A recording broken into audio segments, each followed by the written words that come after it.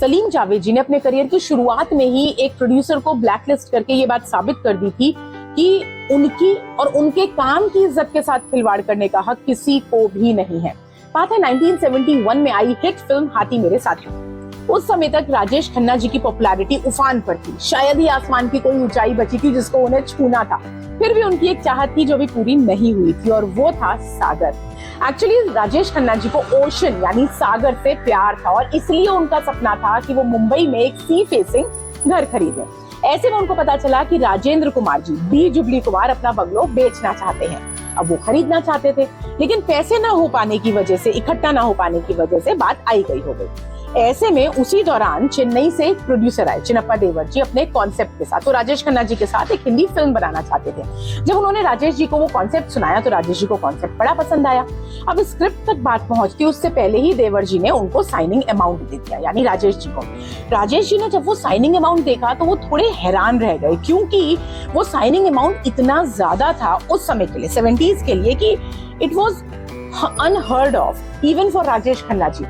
वो अमाउंट था 5 लाख रुपए, जस्ट साइनिंग अमाउंट। तो अब क्योंकि कॉन्सेप्ट उनको पसंद आ चुका था तो उन्होंने फिल्म के लिए हाँ कर दिया, और वो पैसे लेकर उन्होंने अपने सपनों का घर, जिसका नाम उन्होंने आशीर्वाद रखा, वो बंगलो खरीद लिया, जिसमें वो अंत तक रहे। अब जब सपना पूरा कर लिया, घर खरीद लिया, तो अब बात आई स्क्रिप्ट की। स्क्रिप्ट सुनी गई। जैसे ही राजेश खन्ना जी ने स्क्रिप्ट सुनी वो परेशान हो गए, वो डर गए एक्चुअली, और उनको उस समय पर सिर्फ 2 लोगों के नाम याद आए जिनके साथ उन्होंने सिप्पी प्रोडक्शन हाउस में काम किया था। उनके लिए उन 2 लोगों ने एक रोल लिखा था। मैं 2 लोग इसलिए कह रही हूँ और जोड़ी इसलिए नहीं कह रही क्योंकि उस समय तक ये 2 लोग अलग अलग काम किया करते थे। ये और कोई नहीं बल्कि सलीम जावेद साहब ही है। तो राजेश जी उनके पास गए और उनको बताया कि किस तरह से उनको लगता है कि ये स्क्रिप्ट अच्छी नहीं है, और अगर ये बनी तो अच्छा नहीं रहेगा। तो उन्होंने रिक्वेस्ट करी सलीम जावेद साहब से इसको रीराइट करने की। सलीम साहब ने और जावेद साहब ने कहा कि हम रीराइट तो कर देंगे स्क्रिप्ट को, लेकिन हमारी शर्त यह है कि हमारे लिखने के प्रोसेस में कोई बीच में नहीं आएगा, हमें फ्री हैंड दिया जाए। To which Rajesh ji said कि आपके जो शर्तें हैं ये सारी पूरी होंगी, बस आप मुझे बचा लीजिए। तो सलीम जावेद साहब ने स्क्रिप्ट लिखनी शुरू करी। जब ये स्क्रिप्ट पूरी हुई तो राजेश जी को बहुत पसंद आई, और उन्होंने प्रोड्यूसर और डायरेक्टर, जो प्रोड्यूसर के भाई ही थे, उनको नरेशन के लिए अपने घर पर बुलाया। साथ ही सलीम जावेद साहब भी गए। अच्छा, उसी दौरान पर जिस समय स्क्रिप्ट लिखी जा रही थी, उसी दौरान राजेश जी ने लक्ष्मीकांत प्यारेलाल जी और आनंद बख्शी जी के साथ मिलकर इस फिल्म का टाइटल ट्रैक रिकॉर्ड करवा लिया था।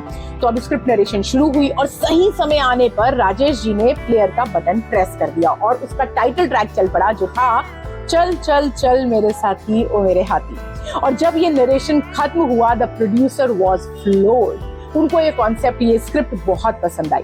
फिल्म की शूटिंग शुरू हुई, और जब ये फिल्म बनकर रिलीज हुई तो वो हुआ जिसका अंदाजा किसी को भी नहीं था, ना ही प्रोड्यूसर, ना ही डायरेक्टर, यहाँ तक कि राजेश खन्ना जी को भी नहीं था। ये फिल्म उस साल की मोस्ट प्रॉफिटेबल फिल्म साबित हुई। इस फिल्म के सामने बहुत बड़ी बड़ी फिल्में रिलीज हुई थी, अमर प्रेम, मेरा गांव मेरा देश, और भी बड़ी फिल्में, लेकिन जिस तरह से ये निखरी, सबके सामने उभरी, ये एज अ विनर इमर्ज हुई। और ना सिर्फ यही, बल्कि इस फिल्म को तमिल में एक बार फिर रीमेक किया गया, यानी कि जो ओरिजिनल फिल्म थी तमिल की, उस पर हाथी मेरे साथी बनी थी, बट क्योंकि हाथी मेरे साथी पूरी तरह से रीराइट हो चुकी थी, इसको फिर से तमिल में रीमेक किया गया, जो कि बहुत बड़ी हिट एक बार फिर साबित हुई। साथ ही साथ ये ना सिर्फ उस साल की मोस्ट प्रॉफिटेबल फिल्म साबित हुई, बल्कि उस दौर की भी, क्योंकि इससे पहले जॉनी मेरा नाम ने हर टेरिटरी में 50 लाख रुपए कमाए थे, और अब हाथी मेरे साथी ने हर टेरिटरी में 1 करोड़ रुपए कमाए थे। इसीलिए ये मोस्ट प्रॉफिटेबल फिल्म उस दौर की साबित हुई थी। जब इतना सब कुछ अच्छा था तो ऐसा क्या हुआ था कि सलीम जावेद साहब ने प्रोड्यूसर के साथ कभी ना काम करने की कसम खा ली?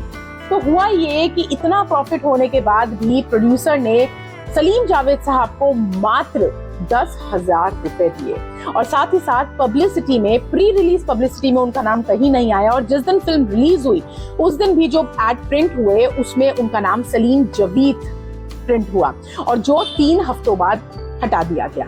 एंड ऑन रिपीटेड रिक्वेस्ट ना ही तो उनके रेम्यूनरेशन को बढ़ाया गया और ना ही पब्लिसिटी में उनको और नाम मिला, और इसलिए ऑब्वियसली वो दोनों हर्ट हुए और उन्होंने कसम खाई कि वो इस प्रोड्यूसर के साथ कभी काम नहीं करेंगे, देवर जी के साथ। और यहाँ तक कि कुछ समय बाद जब देवर जी धर्मेंद्र जी और ऋषि कपूर जी के साथ एक फिल्म बनाना चाहते थे, तो उन दोनों की डिमांड ये थी कि हम तभी आपकी फिल्म में काम करेंगे जब सलीम जावेद जी की स्क्रिप्ट होगी, टू विच सलीम जावेद जी ने मना कर दिया। और इसलिए मैंने शुरू में कहा था कि अपने करियर की शुरुआत में उन्होंने ट्रेंड सेट कर दिया था, और अपनी इज्जत, अपने काम की इज्जत होनी चाहिए इंडीड।